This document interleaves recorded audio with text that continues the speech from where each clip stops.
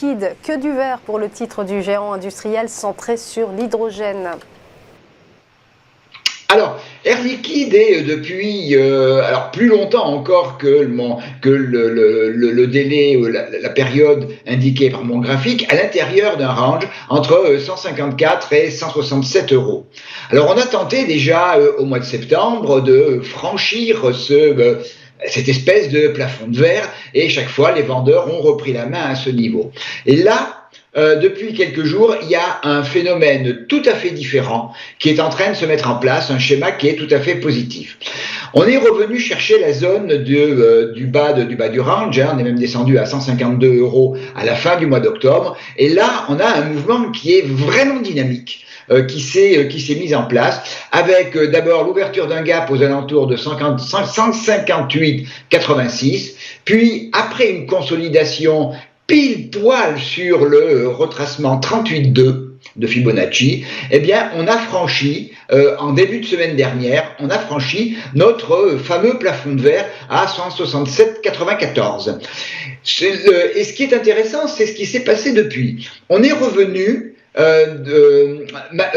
mercredi et jeudi, on est revenu tester ce niveau de 167,94, cette zone de 167,56, 167,94 qui faisait véritablement le haut du range. Donc on a eu une bataille entre acheteurs et vendeurs sur cette zone, et jeudi déjà, vendredi encore plus, eh bien les acheteurs ont montré qu'ils avaient la dynamique pour propulser Air Liquide en dessus de son range.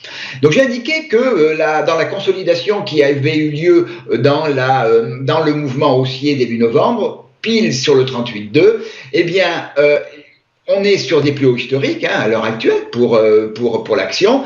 Donc j'ai mis les extensions Fibonacci et qui me donnent deux objectifs pour le titre. Tout d'abord l'extension 0,786 à 171,90 euros, puis l'extension 1 à 175,06 euros. Si on revenait en dessous de la zone 166 ou vers la zone 166-167. C'est-à-dire qu'on revenait à l'intérieur du range, et que l'on rentrait de manière significative à l'intérieur du range, ce mouvement haussier serait certainement terminé. Au cas où on rentre, il y a un niveau qui est très important, c'est 166 euros, excusez-moi, qui est le dernier plus haut dans la tendance avant la sortie du range. Ce niveau est un niveau théorique d'achat, donc si on revenait vers 166 et que l'on rebondissait, le mouvement pourrait repartir. Par contre, si on cassait 166, ce serait un retour vers 162,